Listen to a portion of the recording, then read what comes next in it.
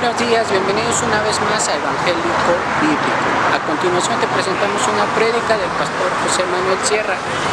Así que por favor te pedimos a que pongamos mucha atención en el siguiente mensaje.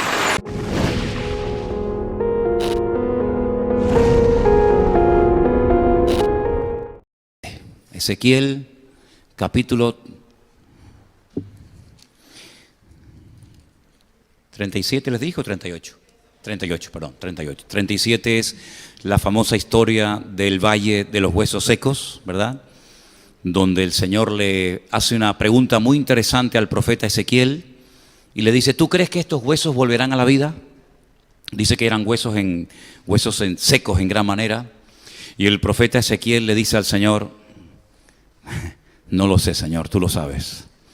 La Biblia nos dice que el Señor le da la orden al profeta Ezequiel de predicarles, de profetizarle a los huesos, y dice que al final aquellos huesos se convierten en un ejército tremendamente poderoso, y al final de esta visión del Valle de los Huesos Secos, el Señor le dice, esta es la casa de Israel, este es el pueblo de Israel, que llegará un momento en el que se levantará, recobrará vida espiritual y natural, y todas las naciones de la tierra glorificarán a Dios al ver que un pueblo que estaba prácticamente extinguido y muerto, pues vuelve a la vida, vuelve a levantarse, y el Espíritu de Dios se mueve en ellos, pues como en cualquier creyente, ¿verdad?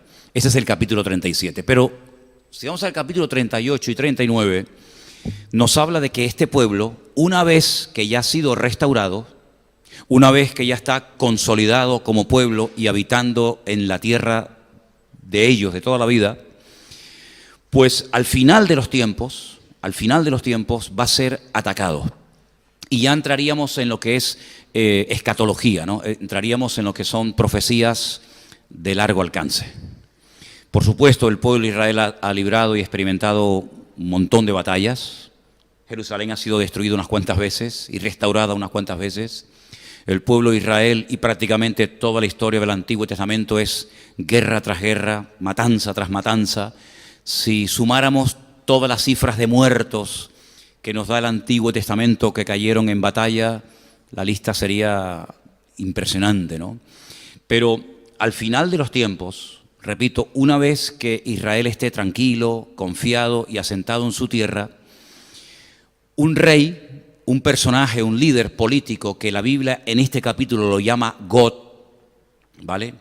Dice la Biblia que Dios pondrá en su corazón, es Dios el que mueve los hilos, es Dios el que lo trae, y dice que desde el norte, sabemos que Israel hace frontera con muchos países, pero al norte hace frontera con Siria, uno de los peores enemigos que ha tenido siempre el pueblo de Israel. Bueno, por los altos del Golán, por las tierras del norte, Israel experimentará un ataque sin precedentes. Será un ejército. En el libro de Ezequiel no lo dice, pero Juan, cuando escribe el libro del Apocalipsis, da una cifra impresionante. ¿Alguien recuerda? 100 millones. 100 millones de soldados. Eso es una barbaridad. 100 millones de soldados, armados hasta los dientes, con el único objetivo de atacar Israel, apropiarse del país, a tomar posesión de la ciudad de Jerusalén, y bueno, se lleva a cabo la famosa batalla de Armagedón. La batalla de Armagedón, para ir situando un poquito cronológicamente los acontecimientos finales, es una batalla que se lleva al final de la Gran Tribulación, no es algo que ocurre al principio. La Gran Tribulación son fundamentalmente 7 años, son los 7 años del libro de Apocalipsis, quitando el mensaje inicial a las iglesias. Todo el resto del capítulo prácticamente está sin cumplir. Bueno, pues todas las profecías que leemos en el libro del Apocalipsis se cumplen, se llevan a cabo en un corto periodo de 7 años que conocemos como la Gran Tribulación. Tiempo que en el Antiguo Testamento también se le conoce con el nombre del tiempo de angustia de Jacob, o el tiempo de angustia de Israel, donde millones de soldados dirigidos por este líder llamado God, se unirán otras muchas naciones, y ahí se menciona naciones que en la actualidad tienen otro nombre. Se menciona, por ejemplo, a Cus, a Fut, y todas esas naciones son, por ejemplo, Turquía, Libia, Irán y otras naciones que se van a unir con Rusia, hablemoslo claro, con Rusia, que desde el norte atacará el pueblo de Israel. Vamos a leer el capítulo 38 y prestar atención a las palabras, porque es un capítulo profético muy interesante que tiene que ver con lo que hemos estado viendo el domingo, los acontecimientos finales. Vino a mí palabra del Señor diciendo: Hijo de hombre, pon tu rostro contra Gog en tierra de Magog, príncipe soberano de Mesec y Tubal. Son regiones en el Cáucaso, en el norte de Israel, ya tirando hacia Rusia, y profetiza contra él. Y así ha dicho el Señor: he aquí yo estoy contra ti, oh Gog, príncipe soberano de Mesec y Tubal. Y te quebrantaré y pondré garfios en tus quijadas y te sacaré a ti y a todo tu ejército, caballos y jinetes, de todo en todo equipados, gran multitud con paveses y escudos, teniendo todos ellos espadas. Persia, ahí está Irán, Cus y Fut con ellos, todos ellos con escudo y yelmo, bien pertrechados para la batalla, bien armados. Gomer y todas sus tropas. Si quieren saber un poquito más acerca de estos nombres, Mesec, Tubal, Gomer, etcétera, tienen que ir a los descendientes de Noé. En el libro del Génesis, ahí ustedes van a encontrar que los 3 hijos de Noé, cuando salen del arca, Sem, Can y Jafet, pueblan toda la tierra, ¿vale? Y unos van hacia el norte, otros van hacia Oriente Medio, otros van hacia África, y ahí pueden ver ustedes dónde están esas naciones y cómo se volvió a repoblar la tierra a través de los hijos. Estos son descendientes de los hijos de Noé, ¿vale? La casa de Togarma, de los confines del norte, y todas sus tropas, muchos pueblos, contigo. Estamos en el versículo 37, déjame leer aquí directamente. Prepárate y apercíbete tú y toda tu multitud que se ha reunido a ti, y sé tú su guarda, o su guía. De aquí a muchos días serás visitado, al cabo de años vendrá la tierra salvada de la espada, recogida de muchos pueblos, esta es Israel, a los montes de Israel, que siempre fueron una desolación, mas fue sacada de las naciones, y todos ellos morarán confiadamente. Si cuando menos te lo esperas, es cuando van a atacar. Subirás tú y vendrás como tempestad, como nublado para cubrir la tierra, serás tú y todas tus tropas y muchos pueblos contigo. No viene él solo, sino viene acompañado de naciones árabes, de naciones del norte de Israel, incluso algunas naciones de Europa, etc. Así ha dicho el Señor: en aquel día subirán palabras en tu corazón y concebirás mal pensamiento. Y dirás: subiré contra una tierra indefensa, iré contra gentes tranquilas que habitan confiadamente, todas ellas habitan sin muros y no tienen cerrojos ni puertas. Así es como están muchas casas en Israel, aunque les parezca mentira. Sobre todo en el norte de Israel hay muchas casas que tienen la puerta abierta o la llave puesta, como se vivía antiguamente en las islas, incluso en La Gomera, que lo llegué a ver hace años. Pues así viven todavía en Israel muchas familias. Para arrebatar despojos y para tomar botín, para poner tus manos sobre las tierras desiertas ya pobladas, y sobre el pueblo recogido de entre muchas naciones, que se hace de ganado y posesiones, que mora en la parte central de la tierra. Israel es, geográficamente, en la geografía bíblica, es el centro del mundo, es el ombligo del mundo, como dicen ellos, ¿no? Sabá, Dedán y los mercaderes de Tarsis y todos sus príncipes te dirán: ¿has venido a arrebatar despojos? ¿Has reunido tu multitud para tomar botín, para quitar plata y oro, para tomar ganados y posesiones, para tomar grandes despojos? Versículo 14. Por tanto, profetiza, hijo de hombre, y di a Gog: así ha dicho el Eterno, el Señor, en aquel tiempo cuando mi pueblo Israel habite con seguridad, ¿no lo sabrás tú? Vendrás de tu lugar, de las regiones del norte, tú y muchos pueblos contigo, todos ellos a caballo, gran multitud, poderoso ejército. Subirás contra mi pueblo Israel, ya ahí más claro agua, ahí ya no hay género de duda. Subirás contra mi pueblo Israel como nublado para cubrir la tierra, será al cabo, al fin de los días, y te traeré sobre mi tierra. ¿Quién lo trae? Lo trae Dios. Dios lo trae, Dios lo mueve. Dios pone en su corazón que ven a atacar el pueblo de Israel. Para que las naciones me conozcan. Ese es el objetivo. Ese es el objetivo. Cuando sea santificado en ti, oh Gog, delante de sus ojos. Porque así ha dicho el Eterno, el Señor: ¿no eres tú aquel de quien hablé yo en tiempos pasados por mis siervos los profetas de Israel, los cuales profetizaron en aquellos tiempos que yo te había de traer sobre ellos? Esto no es nada nuevo, es simplemente volver a recordar lo que ya se había profetizado y escrito.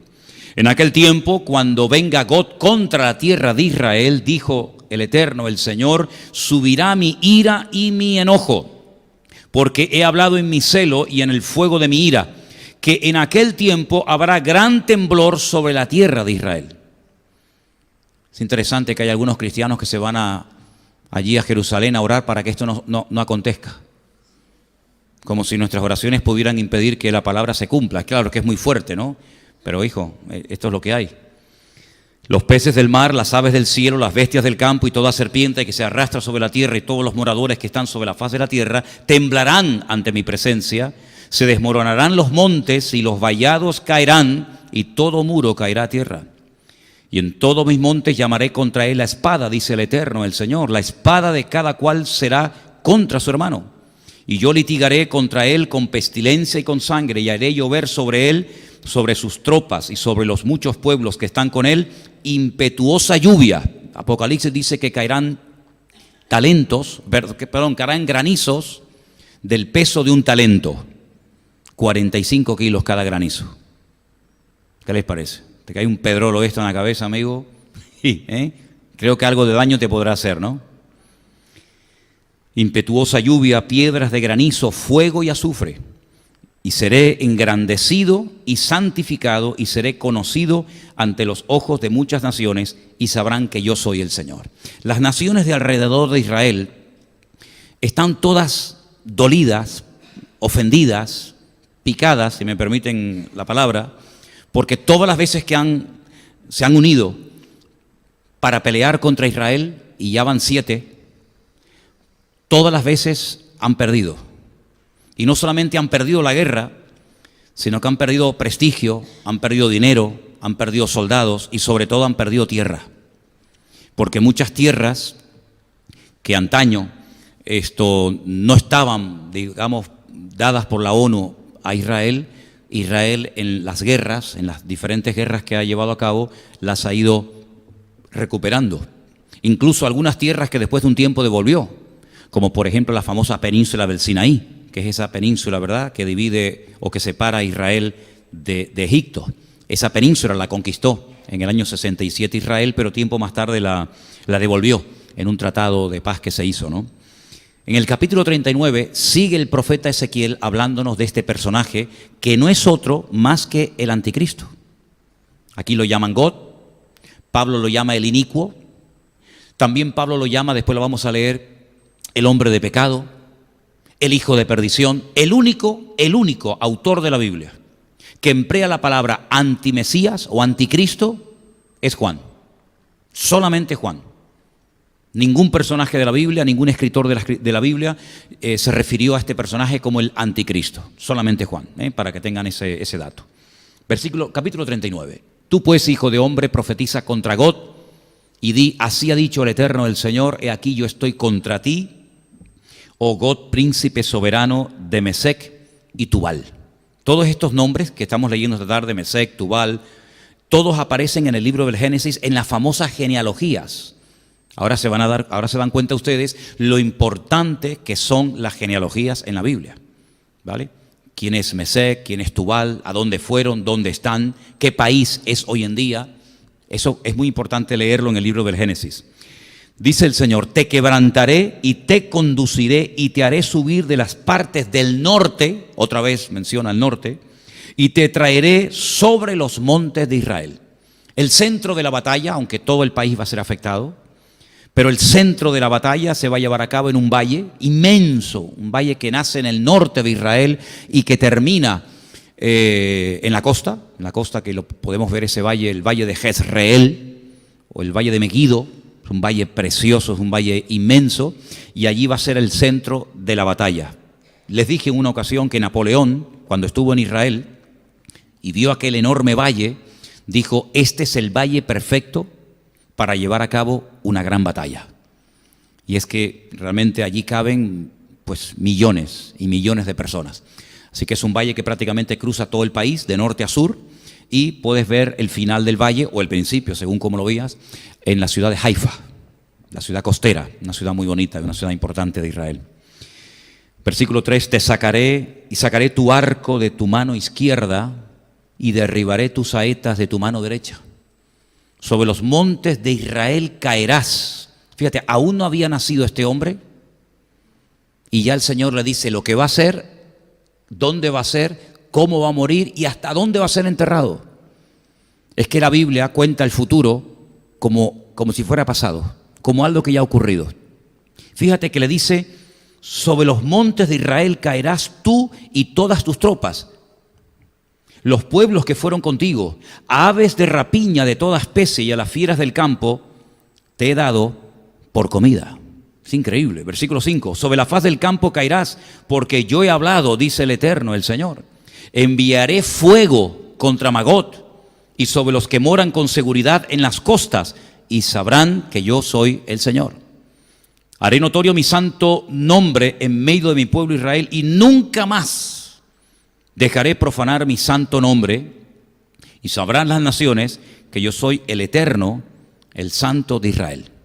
Después de esta batalla ya no habrá género de dudas de que todas las naciones de la tierra tendrán bien claro que el único Dios que controla, que gobierna, que dirige al mundo es el Eterno, es el Señor nuestro Dios. Haré notorio mi santo nombre en medio de mi pueblo, nunca más dejaré profanar mi santo nombre. Versículo 8, he aquí viene y se cumplirá, dice el Eterno, el Señor, este es el día del cual he hablado. Esto todavía no se ha cumplido, estamos leyendo algo que aún no se ha llevado a cabo. Los moradores de las ciudades de Israel saldrán y encenderán y quemarán armas, escudos, paveses, arcos, saetas, dardos de mano y lanzas, y los quemarán en el fuego por 7 años. Es una barbaridad. 7 años prendiéndole fuego a todo el armamento que Gog y todas las naciones que le van a acompañar llevarán a cabo durante 7 años la destrucción de estas armas. Sí, es algo descomunal, algo que jamás en la historia ha ocurrido, ¿no? 7 años quemando el armamento. No traerán leña del campo ni cortarán de los bosques, sino que quemarán las armas en el fuego y despojarán a sus despojadores y robarán a los que les robaron, dice el Eterno, el Señor. Esto ya pasó. Es muy importante ver cómo a veces en la historia lejana, distante, ya ha ocurrido algo que nos indica cómo puede ser el futuro que estamos leyendo en esta tarde. Por ejemplo, el gran imperio de Egipto, el faraón, el emperador de Egipto, una potencia militar tremenda. Pánico le daba a las naciones ser atacada por Egipto. Era un imperio tremendo, sus pirámides, sus templos, etc.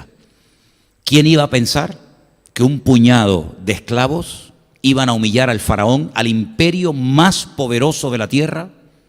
Y no solamente lo iban a humillar en cuanto a su vida espiritual, sino que iban a dejar el país destruido, totalmente destruido, las cosechas, los animales, incluso hasta el heredero, el hijo del faraón, murió en la última plaga porque era el primogénito, y al no pintar con la sangre del cordero la puerta de su casa, los postes y el dintel, el ángel de la muerte entró y mató al heredero. El faraón vio la destrucción de todo el país. ¿Quién diría que un pueblo de esclavos Dios lo iba a sacar de una forma tan poderosa? Y ojo, la última noche el Señor le dice, vayan por las casas de los egipcios y pídanle que les den oro, plata. Bueno, al fin y al cabo les debían 400 años de sueldo, no le habían dado el finiquito a Israel. Entonces en la última noche cobren lo que no han cobrado, lo que no les han pagado durante 400 años, que lo paguen en una sola noche. Dice que despojaron a los egipcios, se quedaron arruinados, totalmente destruidos. ¿De dónde se creen ustedes que sacó Israel tanto oro para posteriormente construir el tabernáculo en el desierto? Dice que con los arcillos de las mujeres hicieron un becerro de oro. Y un becerro es un bicharraco, un animal bien grande. Solamente con los arcillos y con los aretes hicieron un becerro de oro. ¿Cuánto costaría ese becerro de oro al peso hoy en día, no? Una fortuna.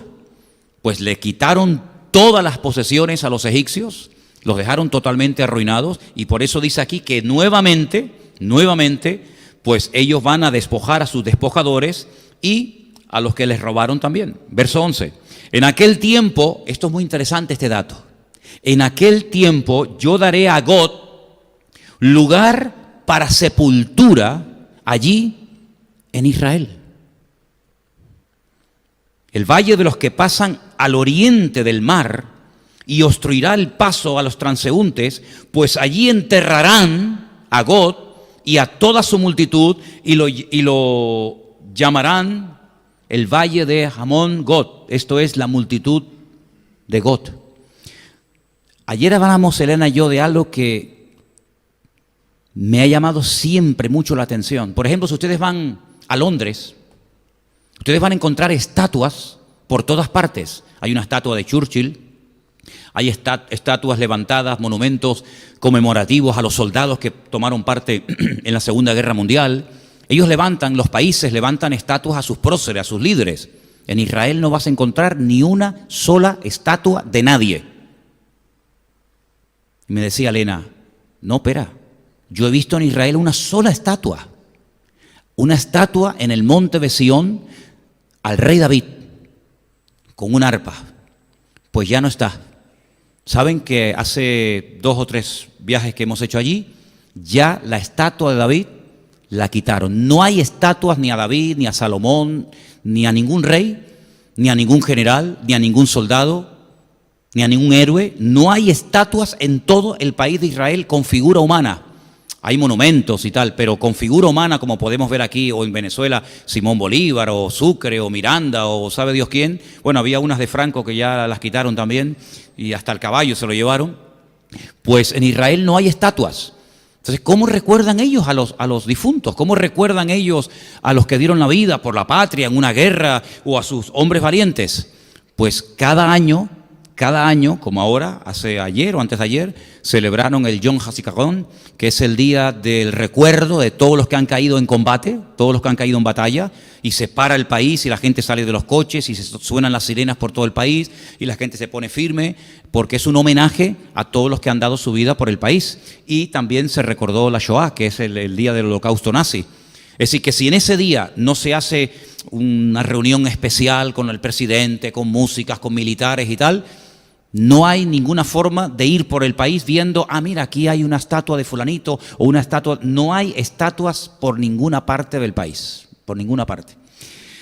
Entonces dice la Biblia que la única manera de saber que allí, por el tema de no te harás imagen ni ninguna semejanza de lo que está arriba en el cielo, ni abajo en la tierra, ni debajo de la tierra, por ahí van los tiros, la única manera de recordar a las personas que han muerto es pues yendo al cementerio. Dice la Biblia que allí Dios le tendrá un lugar preparado para que entierren a este personaje. Mira tú por dónde.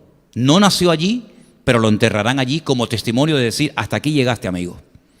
La casa de Israel los estará enterrando 7 meses para limpiar la tierra. Claro, 200 millones o 100 y pico millones de soldados no se entierran en 2 días. 7 meses enterrando muertos. Eso es una barbaridad. Y 7 años prendiéndole fuego a todo el armamento estará Israel. 7 años, 7 meses, ¿qué te parece? Algo increíble. Sigo leyendo, versículo 14. Tomarán hombres a jornal que vayan por el país con los que viajen para enterrar a los que queden sobre la faz de la tierra, a fin de limpiarla. Al cabo de 7 meses harán el reconocimiento. Pasarán los que irán por el país, y el que vea los huesos de algún hombre pondrá junto a ellos una señal para que los entierren los sepultureros en el valle de Hamón Gog, que significa la multitud de Gog. También el nombre de la ciudad será llamada Hamona, y limpiarán la tierra, significa multitud. Y tú, hijo de hombre, así ha dicho el Eterno, el Señor, di a las aves de toda especie y a las fieras del campo, juntaos y venid, reuníos de todas partes a mi víctima de sacrificio para vosotros, un sacrificio grande sobre los montes de Israel, y comeréis carne y beberéis sangre. Comeréis carne de fuertes y beberéis sangre del príncipe de la tierra, de carneros, corderos, de machos cabríos, bueyes, toros, engordados, todos de Basán. Comeréis grosura hasta saciaros, beberéis hasta embriagaros de sangre de las víctimas que para vosotros sacrifiqué. Os saciaréis, y así ustedes podrán seguir leyendo. todo el resto del capítulo, que es realmente impresionante. Sí, que lo que se avecina, hermanos, no es para reírse. Lo que se avecina es realmente tremendo. La batalla más grande de toda la historia de la humanidad. Alguien me preguntó una vez, ¿tú crees que habrá una tercera guerra mundial? No te quepa la menor duda. No te quepa la menor duda. Si quieres tener más detalles, yo siempre digo que es muy bueno decir, bueno, ¿esta batalla la cuenta otra persona de la Biblia? Sí, claro. Por ejemplo, Joel. Les animo a leer el libro de Joel, un libro cortito. Allí se dice lo que le harán a las mujeres. Allí se dice por dónde entrarán. Allí se dice cosas muy interesantes que tienen que ver directamente con esta batalla. Todo el libro de Joel prácticamente. Y luego también hay unos datos muy interesantes sobre esta batalla en el libro de Zacarías. Y me gustaría que leyéramos parte de ese capítulo. No te lo dije que lo buscáramos, pero se encuentra en el capítulo 14 del libro del profeta Zacarías. Y ahí se nos dan unos datos muy, muy interesantes que yo estoy convencido de que Zacarías no entendía nada de lo que estaba diciendo. Zacarías capítulo 14, verso 1, dice, «He aquí el día del Señor viene, en medio de ti serán repartidos tus despojos, porque yo reuniré a todas las naciones para combatir contra Jerusalén». Todas las naciones quieren a Jerusalén. La ciudad será tomada, serán saqueadas las casas, violadas las mujeres. La mitad de la ciudad irá en cautiverio, mas el resto del pueblo no será cortado de la ciudad. Después saldrá el Señor y peleará con aquellas naciones como peleó en el día de la batalla. Y se afirmarán sus pies, ahí se da un dato más que no nos dice ni Joel ni Ezequiel, se afirmarán sus pies en aquel día sobre el monte de los olivos. Y nos da un sitio concreto. Y el monte de los olivos sabemos que está en Jerusalén, ¿vale? Luego la segunda venida del Mesías se llevará a cabo en Jerusalén. Él cuando viene no pone sus pies en Capernaum, ni en Madrid, ni en cualquier otra ciudad, sino sobre el monte de los olivos. ¿Qué es lo que pasa cuando Él pone sus pies, cuando afirma la planta de sus pies sobre ese monte? Pues dice la Biblia que el monte de los olivos se partirá por en medio hacia el oriente y hacia el occidente, hacia el este y hacia el oeste, haciendo un valle muy grande, que no existe ese valle en este momento. La mitad del monte se apartará hacia el norte y la otra mitad hacia el sur. Si se abre ahí una zanja, un valle descomunal, huiréis al valle de los montes, porque el valle de los montes llegará hasta Azal. Huiréis de la manera que huisteis por causa del terremoto en los días de Usías. Usías. ¿Se acuerdan de cómo murió? ¿Alguien se acuerda cómo murió el rey Usías? Está en Isaías capítulo 6. El día que murió el rey Usías vi yo al Señor sentado en su trono. Sus faldas llenaban el templo. Y oí querubines que decían, Santo, Santo, Santo es el Señor. Y al final el Señor dice, ¿a quién enviaré? ¿No se acuerdan eso? El rey Usías murió leproso. ¿Se acuerdan que le brotó la lepra en su frente? Y el día que murió el rey Usías, el Señor llama al profeta Isaías. Y vendrá el Señor mi Dios, y con Él todos los santos. San Pancracio, la Virgen de Guadalupe, ¿no? Todos los santos vendrán con el Señor. Luego ya estaban con Él. Si vienen con Él, es porque ya estaban con Él. Si no, ¿cómo van a venir los que no están con Él? Daros cuenta de los detalles. El Señor viene, pone sus pies sobre el monte de los olivos, pero Él no viene solo. Él viene con sus santas decenas de millares, como dice también otro versículo en Judas, y dice la Biblia que viene con todos los santos. Y acontecerá que en ese día no habrá luz clara ni oscura. ¿Usted lo entiende? Yo no. No lo entiendo, porque si no hay ni luz clara ni luz oscura, será un día el cual es conocido del Señor, que no será ni de día ni de noche. Ahora lo entiendo menos, porque puede haber mucha luz o poca luz, pero si no es de día ni de noche, ¿qué es entonces? Solamente ese día sabe el Señor cómo será, porque para nosotros o es de día o es de noche. Será un día diferente, será un día único. Es que vamos a ver tantas cosas, hermanos. Ustedes se creen que lo sabemos todo. Y cuando estemos en la presencia del Señor, vamos a darnos cuenta que no sabemos nada. Vamos a empezar de cero. Pero sucederá que al caer la tarde, habrá luz. Cuando cae la tarde, hay luz. Es como si al revés, ¿no? Cuando cae la tarde es de noche, pero en este caso es al revés. Acontecerá también en aquel día que saldrán de Jerusalén aguas vivas. En Jerusalén no hay ríos, pero saldrán aguas vivas. La mitad de ellas hacia el mar oriental y la otra mitad hacia el mar occidental, en verano y en invierno.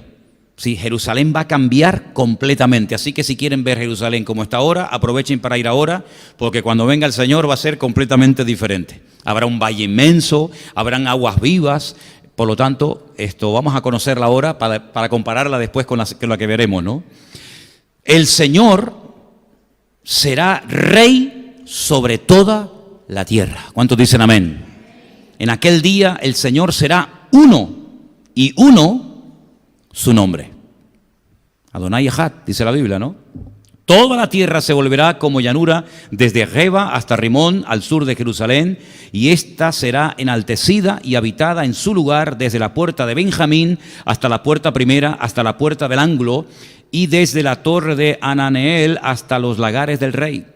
Morarán en ella y no habrá nunca más maldición, sino que Jerusalén será habitada confiadamente. ¿Ve? Aquí ya viene también la restauración, no solamente la destrucción, el ataque, ¿verdad?, por parte del anticristo y sus tropas, sino que ahora Zacarías nos da un rayo de esperanza, nos da un rayo de luz y nos dice que Jerusalén va a ser restaurada, va a volver a ser habitada, el Señor estará allí en Jerusalén. Y ahora da un dato muy interesante, versículo 12. Esta será la plaga con que herirá el Señor a todos los pueblos que pelearon contra Jerusalén. ¿Cuál es esa plaga? Dice en el versículo 12, la carne de ellos se corromperá estando ellos sobre sus pies. Así que no han muerto, están de pie. Pero estando de pie, vivos, la carne se les va a corromper y se consumirán en las cuencas sus ojos y la lengua se les deshará en su boca. Esto es o un ataque nuclear o un ataque bacteriológico. Algo, un arma rara que no la hemos visto, que lógicamente nunca se vio en la Biblia a nadie que muriera así. A nadie se le vio nunca morir así. Pero dice que esta plaga, esta forma de morir, esta forma de aniquilar a millones de seres humanos, será la plaga, el ataque, la condenación, el castigo con la que el Señor va a castigar a todos los pueblos que se atrevieron a atacar la ciudad santa de Jerusalén. Es decir, esto es una referencia directa a armas que son armas modernas, que no existían, lógicamente, en los tiempos del profeta Zacarías, ni mucho menos. Acontecerá en aquel día que habrá entre ellos gran pánico enviado por Dios. Trabará cada uno de la mano de su compañero y levantará su mano contra la mano de su compañero. Se matarán entre ellos.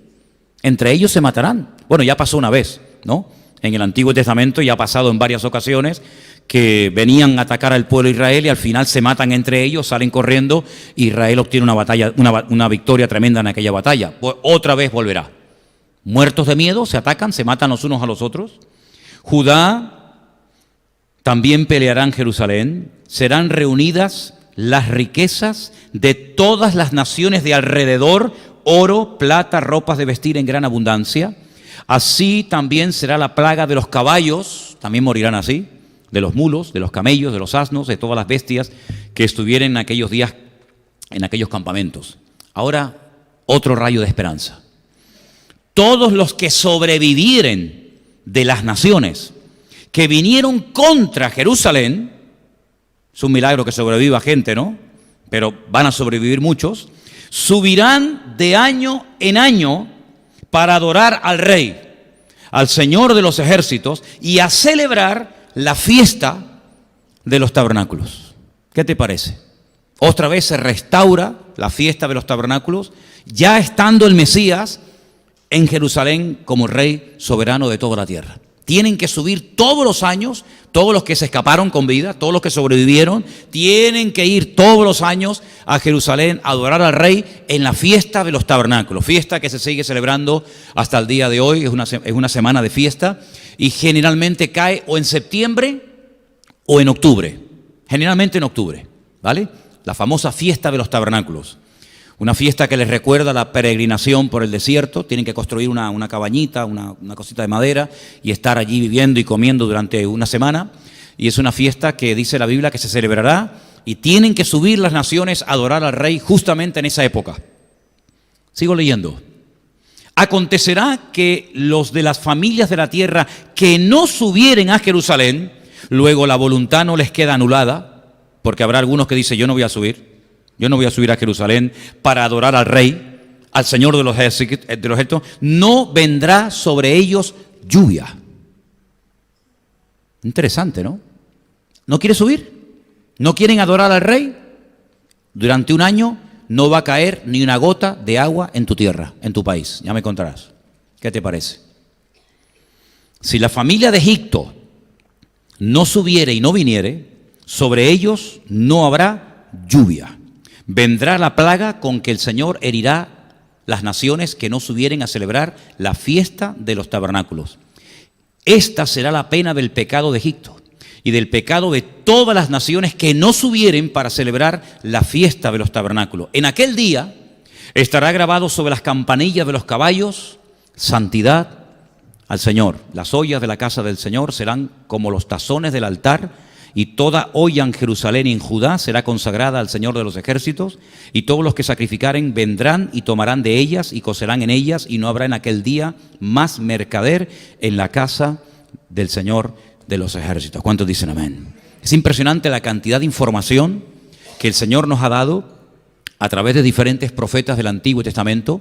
Solamente he mencionado a 3, a Joel, que no le hemos leído, un poquito de Zacarías y un par de capítulos de Ezequiel. La información que tenemos acerca de lo que viene es impresionante. Muchísima gente ignora todo esto. Mucha gente piensa que las cosas van a arreglarse, que todo el mundo se va a portar bien, que los árabes van a ser buenos, que Rusia va a decir, bueno, ¿para qué queremos seguir conquistando? Vamos a quedarnos en nuestra tierra. Pero si dijéramos eso, si enseñáramos eso, el buenismo, ¿no? Que viene una época buena, que no va a pasar nada, pues nos estaríamos engañando. Y estaríamos engañando a la vez a la gente. La Biblia nos habla de que va a haber guerras. Ya lo dijo el Señor, lo leímos el domingo, el capítulo 24 de Mateo, ¿se acuerdan? Y Lucas 21.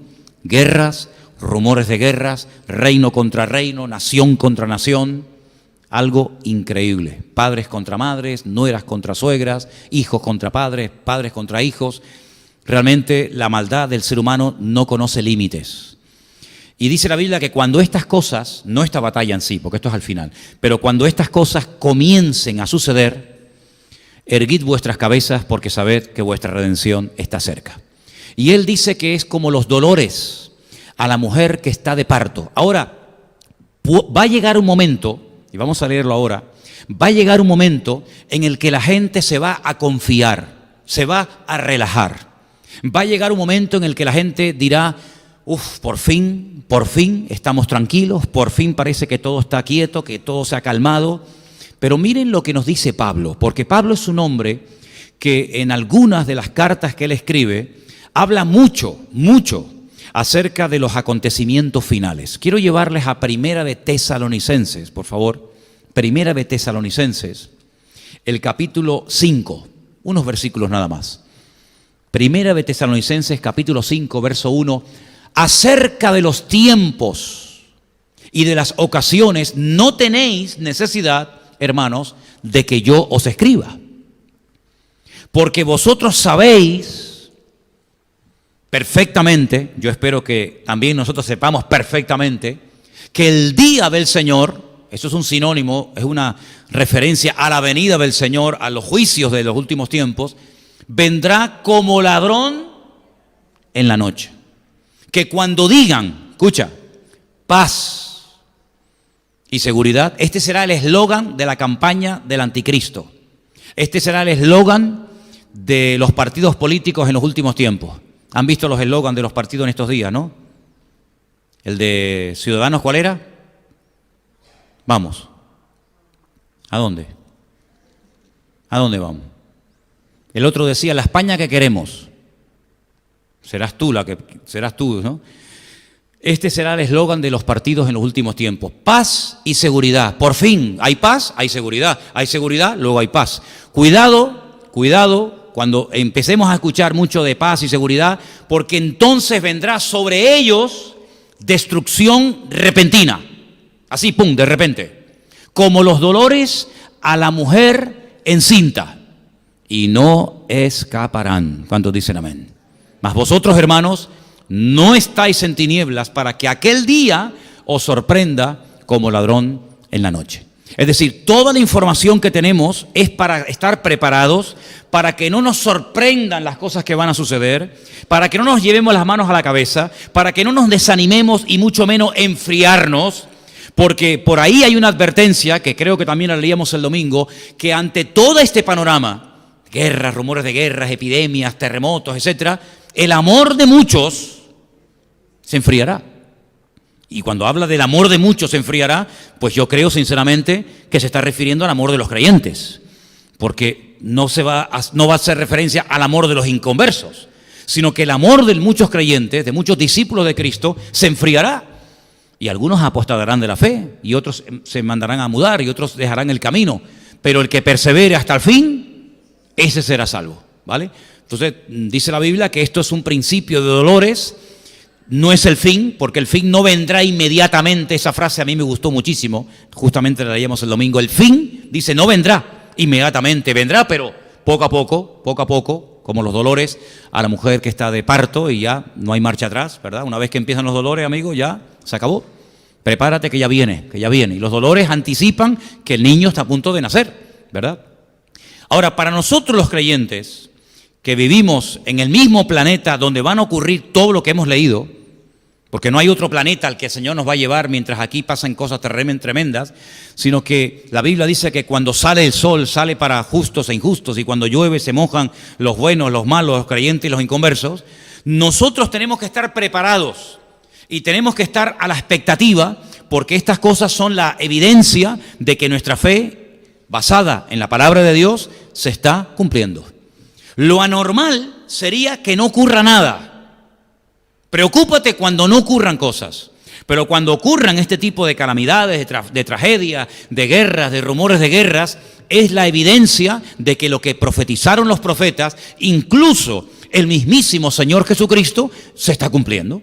Y ahí te vas a dar cuenta de que la Biblia no es un timo. Ahora, la gente hace referencia a las profecías de Nostradamus. ¿Ustedes por casualidad alguna vez han leído algo de Nostradamus? Yo creo que ni Nostradamus entendía lo que dijo. Es tan complicado entender a este tipo. Yo sinceramente creo que él empezaba a improvisar y todo lo que le salía lo escribía. Miren, hermanos, olvídense de las profecías de Nostradamus. Si ustedes quieren saber lo que va a ocurrir en los últimos tiempos, no lean el Corán. Y digo no lean el Corán por una sencilla razón, porque en el Corán no hay ni una sola profecía de los últimos tiempos. Luego, puedes leer el Corán para otra cosa, pero para prepararte para los últimos tiempos, pierdes el tiempo, porque el Corán no contiene profecías acerca de los últimos tiempos, y mucho menos de la venida del Mesías. Sin embargo, la Biblia, si fuera una torta, una tarta, 3 pedazos, si la partiéramos en 4 pedazos, 3 trozos, 3/4 partes, es totalmente material profético. Prácticamente hay muy pocos libros de la Biblia que no tocan las profecías. Sabemos que muchas de las profecías de las cuales habla la Biblia se han cumplido, o en el pueblo de Israel, o con distintos personajes bíblicos, o en la primera venida de Cristo. Pero hay un montón de profecías, hermano, hay muchísimas profecías de los últimos tiempos que no se han cumplido. Y si les interesa el tema y quieren saber cómo es el anticristo, no es tanto en su aspecto físico, sino cómo es su carácter, cómo es su naturaleza, cómo va a actuar, cómo va a reaccionar ante las cosas del mundo, pues no les queda más remedio que leerse algunos capítulos, sobre todo los últimos capítulos del libro de Daniel, y sobre todo algunos capítulos del libro de Apocalipsis, porque ahí vais a encontrar la esencia, la naturaleza del anticristo. Y a veces Juan en el libro del Apocalipsis habla del anticristo como una especie de león, de leopardo, ¿verdad?, de oso, y son animales que se utilizan en el libro de Daniel para hacer referencia a imperios que durante mucho tiempo estuvieron gobernando y sojuzgando las naciones de la tierra, pero que quedaron extinguidos. Pero la naturaleza, el carácter, la personalidad de esos imperios va a manifestarse en la naturaleza, en la personalidad del anticristo. Tendrá un poco de persa, tendrá un poco de babilónico, tendrá un poco de romano, tendrá un poco de griego.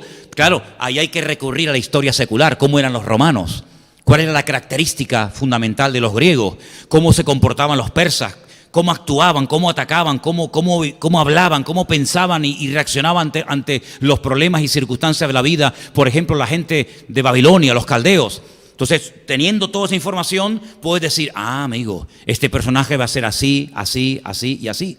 Des en cuenta que el anticristo no es como nos pintan las películas de Hollywood, un engendro de Satanás que tiene relaciones sexuales con una mujer y de ahí nace un personaje siniestro llamado el anticristo. No, quítense eso de la cabeza.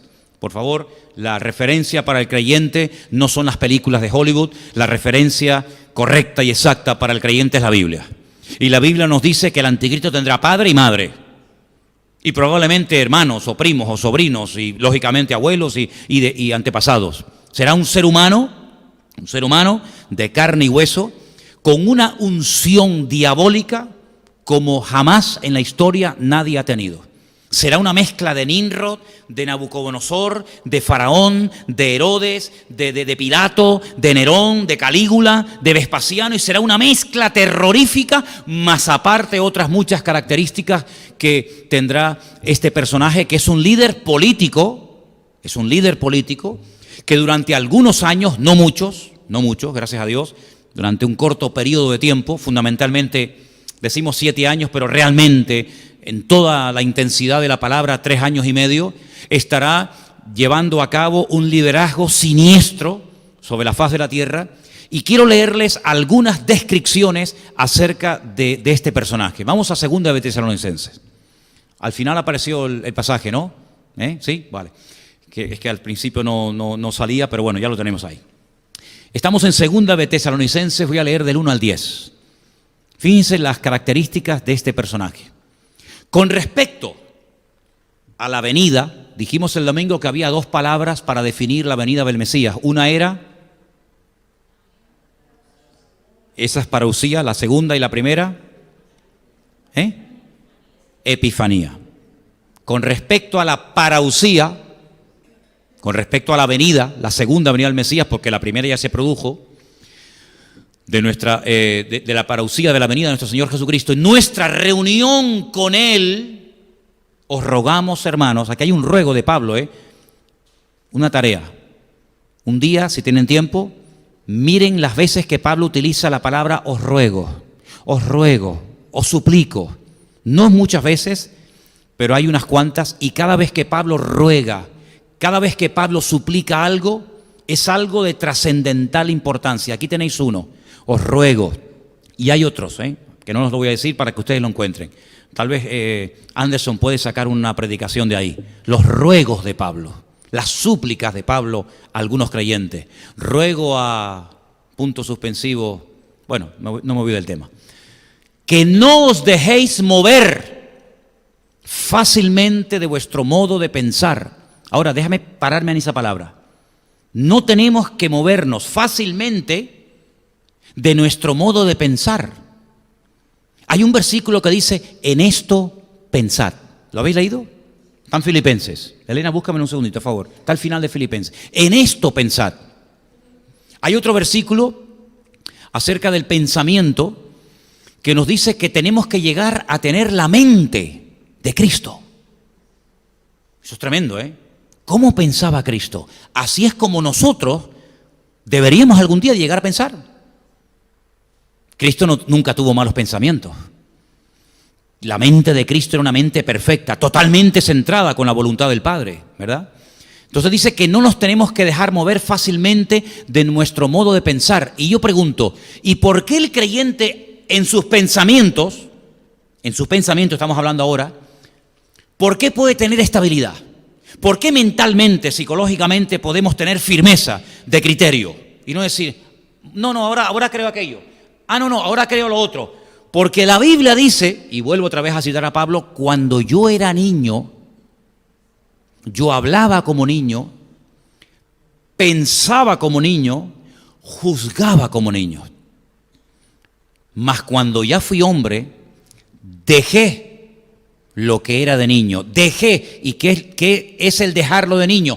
Pues repito, cuando yo era niño, hablaba, el vocabulario, pensaba pensamientos y juzgaba mi forma de actuar como niño.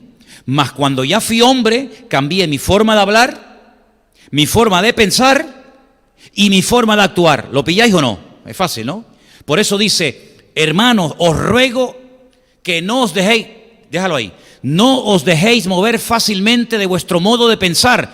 Y vuelvo a hacer la pregunta, ¿y cómo podemos tener un criterio fijo? Ser, permítame la expresión, cabezones y decir, de aquí no me muevo. Porque ya no soy un niño. Porque ya tengo una información, porque ya tengo un conocimiento. Y cuando yo era un chiquillaje, espiritualmente hablando, cuando yo era un niño, una persona inmadura, inexperta, neófita, otra palabra que aparece en la Biblia, pues me podían engañar y me podían decir, oye, ahora hacemos esto, y ahora hacemos lo otro, y ahora decimos, no, momentito. Ya no me voy a dejar mover fácilmente de mi modo de pensar. ¿Por qué? Porque ahora mis pensamientos, cuando vienen a mi mente, yo los filtro. Yo los cuelo y digo, ¿qué dice el versículo? Léelo fuerte. Todo lo que es verdadero. Ahí está.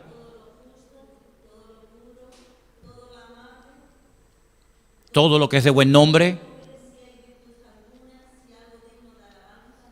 En esto pensar. Es decir, déjamelo ahí, déjame ese versículo ahí.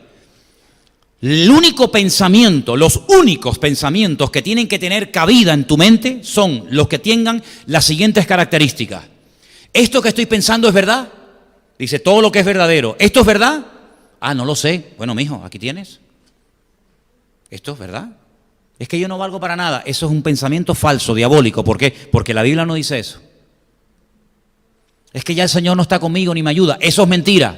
Porque el Señor dice, estaré contigo todos los días, hasta el fin del mundo. Si Él dice, estoy contigo, ¿quién eres tú para decir que Él no está contigo? ¿Le estás diciendo a Él mentiroso?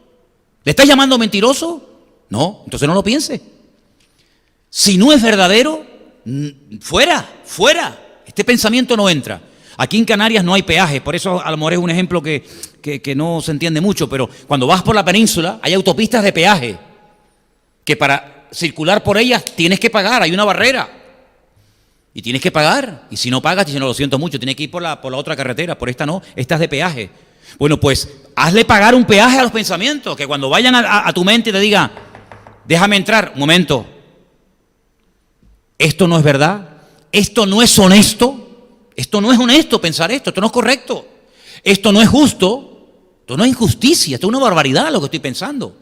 Esto no es puro, si no es santo, esto es una cochinada, perdonen la palabra, esto es una inmundicia, esto es lascivia pura, esto no es amable, esto no es de buen nombre, esto no hay ninguna virtud, no hay nada positivo en ello, esto no es digno de alabanza, y oye, qué bueno, sino esto es todo lo contrario. Pues entonces ahí nos dice cómo limpiar la mente, pero yo creo, y me atrevo a decir, que esto no solamente es para que no entren malos pensamientos en nuestra vida, sino esto es para decir, oye, y esto que ya está dentro, lo voy a echar fuera. Porque a lo mejor no lo filtré adecuadamente y se me metió dentro, y ahora lo que voy a hacer es una limpieza de malos pensamientos, y a partir de ahora voy a tener sumo cuidado con lo que voy a pensar. Volvemos a Tesalonicenses, por eso Pablo dice, no os dejéis mover fácilmente de vuestro modo de pensar. Pero para no dejarme mover fácilmente de mi modo de pensar, tengo que ser maduro, porque el niño fluctuante, el maduro tiene criterio propio y dice, no, eso no puede ser, eso no es verdad, eso no es justo, eso no es verdadero. ¿Me explico? Ni de vuestro modo de pensar, ni os conturbéis, y no te pongas nervioso. No te conturbe, no te perturbes. Mira, hay un versículo en Jeremías, en Gálatas que me está abriendo ahora la cabeza. Cuando Pablo se entera, cuando él se va de la iglesia en Galacia y se entera de que han llegado algunos de Jerusalén enseñando cosas de judaísmo y de tradiciones humanas y pervierten a los creyentes, él les escribe una carta y dice: hermanos, ¿quién os ha predicado un evangelio diferente? ¿Quién? Dice, no es que haya otro evangelio diferente, sino que hay algunos que os pervierten. Y busqué esa palabra. Y hace referencia a cuando hay aguas que están quietas y abajo hay como lodo, como tierra, y de repente viene alguien y mueve todo y se queda todo ese agua sucia. Es como cuando coges una pecera, ¿no?, y la mueves, ese agua tan limpita que había, donde veías todos los pececitos y tal, pues por el movimiento se queda todo sucio hasta que va cayendo todo al fondo y ya vuelve otra vez toda la normalidad y se ve bonito, ¿no? Pablo dice, alguien nos está moviendo, alguien nos está sacudiendo, que está pervirtiendo. Es como cuando el vino está bien tranquilo y de repente mueves el fondo y todo el pozo sale arriba. Dice, cuidado, que nadie te sacuda, que nadie te ponga nervioso, ni por espíritu, cuidado a los que vienen a través del espíritu, ni por carta, ni por palabra, ni por carta, como si fuera nuestra, en el sentido de que el día del Señor está cerca. Ahora, esta carta se escribió antes del año 70 después de Cristo. Si Pablo dice antes del año 70 de la era cristiana que el día del Señor está cerca, hoy estamos en el año 2019, después de Cristo. Hoy estamos más cerca de ese día que cuando Pablo escribió esta carta a nuestros hermanos en Tesalónica, ¿sí o no? ¿Te das cuenta? Si esta gente en aquel tiempo, en el siglo I, vivía con la expectativa de que el día del Señor está cerca, el Señor viene pronto, el Señor viene pronto, ¿cuánto más tú y yo tenemos que vivir mentalizados de que el Señor, claro que viene pronto? No te quepa la menor duda. Queda cada vez menos tiempo para que se cumplan todas las cosas que estamos leyendo en esta noche. Nadie os engañe, en ninguna manera, porque también dice en Mateo 24 que nadie os engañe, porque vendrán muchos falsos cristos, y no se refiere a personas que se hacen pasar por Cristo, falsos ungidos. Recuerda que la palabra Cristo es la palabra hebrea Mashiach, que no es un nombre propio, es un título, es una característica. Vendrán falsos ungidos. ¿Y a dónde van los falsos ungidos? ¿Al estadio? ¿A dónde van los falsos ungidos? ¿Al supermercado? ¿A dónde van los falsos ungidos a compartir su falsa doctrina? ¿A dónde van? ¿A las iglesias? Los falsos ungidos no van por las calles.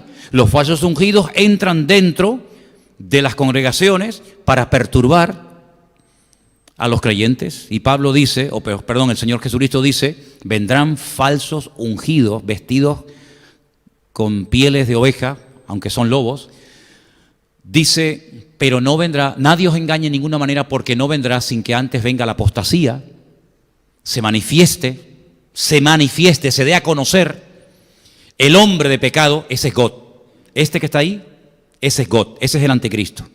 Daniel lo llama el cuerno pequeño, porque es un cuerno pequeñito que en una visión que él tiene de una bestia con 10 cuernos, de repente ve uno pequeñito que se levanta en medio de los 10 y empieza a hablar blasfemias, se levanta y hace guerra contra los creyentes, y dice que vence de los 10 a 3, se quedan 7 al final, y por eso él lo llama el cuerno pequeño, pero es el mismo, el hombre de pecado, el hijo de perdición, el cual, este tipo, se opone.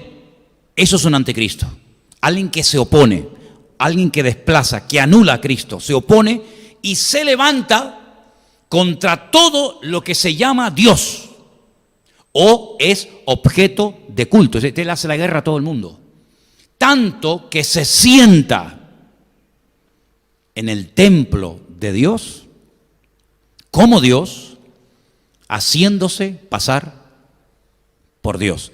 Ha habido diferentes opiniones a lo largo de la historia sobre la interpretación de ese versículo. ¿Qué significa? ¿Qué quiere decir Pablo cuando dice que este inicuo, este hijo de perdición, se sienta en el templo de Dios como si fuera Dios, haciéndose pasar por Dios? Algunos dicen, bueno, el templo de Dios somos nosotros. Pablo dice, no quiero que ignoréis que vosotros sois el templo del Espíritu Santo de Dios, el cual mora en vosotros. Pero eso es una mala interpretación. Porque ¿cuál es el lugar en el que se puede sentar el anticristo en el cuerpo de Cristo, en la iglesia? ¿Cuál? Algunos dicen el Vaticano. El Vaticano no existía en aquellos tiempos, ¿no? Tanto que se sienta en el templo de Dios, haciéndose pasar por Dios. Tenemos que buscar información paralela, porque con esto no nos queda clara la explicación. Entonces tenemos que recordar otra vez Mateo capítulo 24, cuando el Señor Jesucristo dice, el que lee, entienda. Como diciendo, ojo al dato, que lo que te voy a decir es una información muy importante. El que lee, entienda. Cuando veáis la abominación desoladora, de la cual habló el profeta Daniel, y ahí da la explicación. Abominación desoladora. Eso es una frase que la cuentas en la calle, la dices en el mundo, y la gente no te entiende nada, porque es un lenguaje puramente eclesiástico, puramente bíblico. Abominación desoladora. Quitando una reunión de este tipo, esta expresión ni la usamos en nuestro diario hablar, en nuestras conversaciones con nadie. Es una expresión técnica, es un vocablo técnico. Significa, para que nos entendamos todos, la profanación del lugar santísimo. ¿A qué lo entiendes ahora? Abominación desoladora significa la profanación del lugar santísimo. ¿Y eso dónde estaba? En el templo de Jerusalén. ¿Ha habido algún precedente en la historia de una abominación desoladora? Sí. Sí.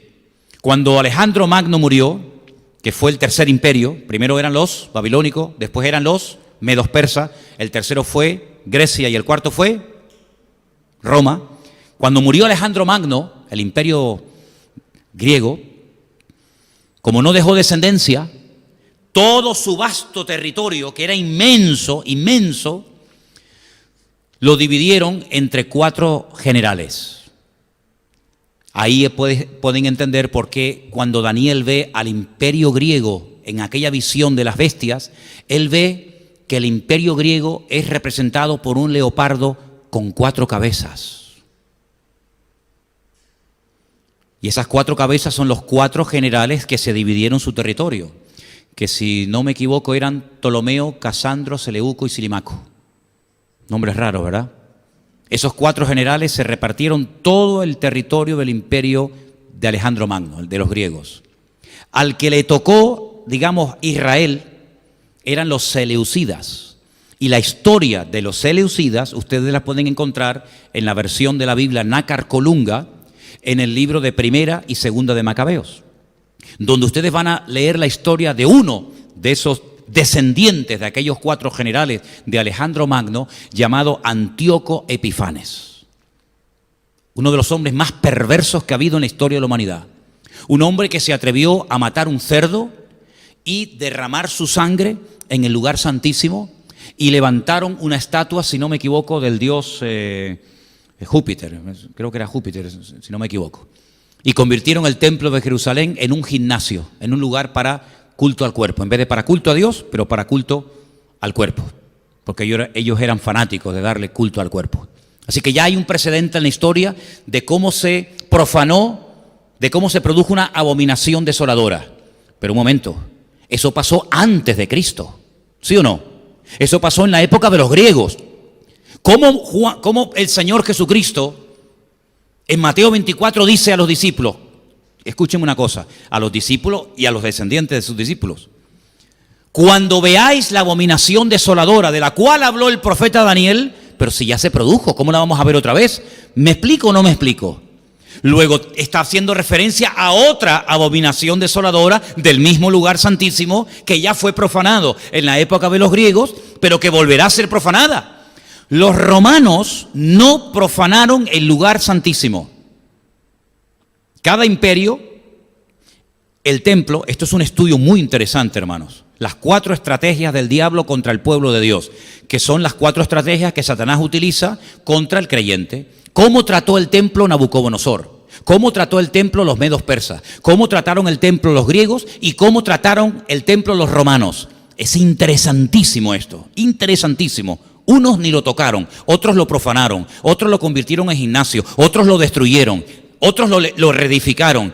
Es muy interesante esta historia, no tengo tiempo para explicar todo esto.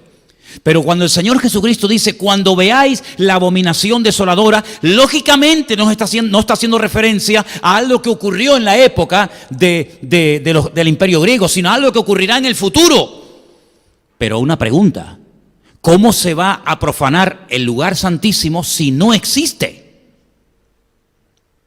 No se puede profanar un lugar que no existe.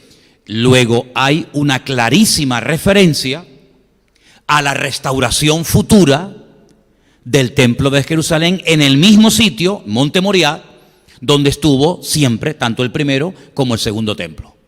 Quiere decir que en los últimos tiempos te está diciendo, esto es una revelación espectacular, esto no lo saben ni los judíos, Esto no lo saben ni los judíos. Ellos están orando por la reconstrucción del tercer templo, pero que va a ser profanado por este personaje, ¿cómo lo van a saber? Si no leen el Nuevo Testamento. Esta información solamente la tienen los que leen el Nuevo Testamento. Los que tienen el Antiguo Testamento no saben que el lugar santísimo va a volver a ser profanado. Pero nosotros sabemos que este personaje que se opone contra todo lo que se llama Dios o es objeto de culto, se va a sentar en el templo de Dios como si fuera Dios, haciéndose pasar por Dios. Luego el tercer templo va a ser reconstruido y otra vez va a ser profanado a los 3 años y medio de su inauguración por este personaje siniestro llamado el Anticristo. Y Juan dice en el libro del Apocalipsis que pondrá una imagen. Y ahí hay diferentes interpretaciones. Volverá otra vez a profanar el lugar santísimo. ¿Qué te parece? Seguimos, versículo 5. ¿No os acordáis que cuando yo estaba todavía con vosotros os decía esto? ¿De qué nivel de enseñanza, Vosotros sabéis lo que lo detiene, a fin de que a su debido tiempo se manifieste.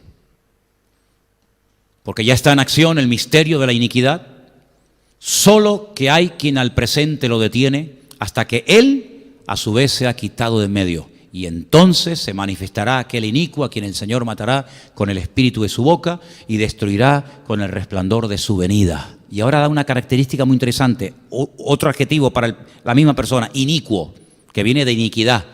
Inicuo, cuyo advenimiento, cuya aparición o cuya manifestación es por obra de Satanás. Es decir, Satanás está detrás de este personaje. Satanás es el que va a ungir, el que va a usar a este tipo con gran poder y señales y prodigios mentirosos. Cuidado que habrá señales, habrán prodigios, pero cuidado que detrás de todo eso está una unción diabólica que le permite hacer cosas espectaculares, que pueden leerlas, por ejemplo, en el libro del Apocalipsis. Con todo engaño de iniquidad para los que se pierden, por cuanto no recibieron el amor de la verdad para ser salvos. Como conclusión, porque se nos fue el tiempo, estamos a punto de ver en estos tiempos cómo se va a dar a conocer un personaje con una influencia mundial, que probablemente, y aquí tendríamos tela para rato, se levantará de lo que antiguamente ocupó y conquistó el antiguo Imperio Romano. Para los que lo sepan y para los que no, los territorios que ocupó el Imperio Romano fueron desde Portugal, incluyendo por supuesto España, el Finisterre, el fin de la tierra, toda Europa, incluida las Islas Británicas, toda Europa, todo el norte de África, todo lo que sería hoy en día el Magreb, Libia, Egipto, etcétera, y todo lo que es Oriente Medio, Siria, Líbano, para ellos la antigua Palestina o Filistea. De ese territorio, que es como una especie así de herradura, de ese antiguo territorio se levantará este personaje político que gobernará a las naciones con una crueldad terrorífica. Tendrá un poder militar ilimitado, tendrá un poder económico brutal y tendrá una unción o un respaldo espiritual tremendo. Porque hay otro personaje del cual no habla el Antiguo Testamento. Mira tú por dónde. Esto es curioso, ¿eh? Solamente el Nuevo Testamento del anticristo o del inicuo, el Antiguo Testamento está plagado de profecías, pero no nos dice nada sobre el falso profeta. Solamente el Nuevo Testamento nos da esa información. ¿Te das cuenta cómo hace falta leer las dos porciones de la Escritura? Si no te quedas cojo. ¿Quién es el falso profeta? Es el líder religioso, el jefe de la publicidad, el que va a intentar llevar a la gente a los pies del anticristo para que terminen casi adorándolo y convirtiéndolo en una especie de Dios o de semidios. Y digamos que uno se va a encargar de las cuestiones políticas y otra de las cuestiones religiosas. Y de los dos nos habla mucho, largo y tendido, con infinidad de detalles, Juan, en uno de los capítulos, si no me equivoco, el 12 y el 13 del libro del Apocalipsis, donde te habla de su apariencia, de cómo habla, de cómo camina, de cómo actúa, etcétera, etcétera. Dice que tendrá apariencia de cordero, pero cuando abre la boca, la apariencia es una cosa, pero cuando abre la boca dice que es como un dragón. Y sabemos que el dragón es uno de los animales mitológicos que emplea el Nuevo Testamento para hacer referencia a Satanás. El dragón, la serpiente antigua. Entonces, estemos atentos, porque esto se va a dar de una forma tan normal. El mundo está clamando a gritos por alguien. Da igual si es de izquierdas, de centro, de derecha, de ultraizquierda, de ultraderecha, de ultracentro, no sé si hay ultracentro, pero el mundo está como loco clamando por alguien que arregle la economía, por alguien que arregle los conflictos sociales, laborales y políticos del mundo. Y ese personaje se va a levantar con una unción diabólica. ¿Por qué tanta unción? ¿Por qué tanto apoyo del diablo? Y concluyo, porque es la última, y lo digo claro así, es la última oportunidad del diablo para convertir al mundo en sus esclavos o en sus siervos. Después ya no quedan más oportunidades.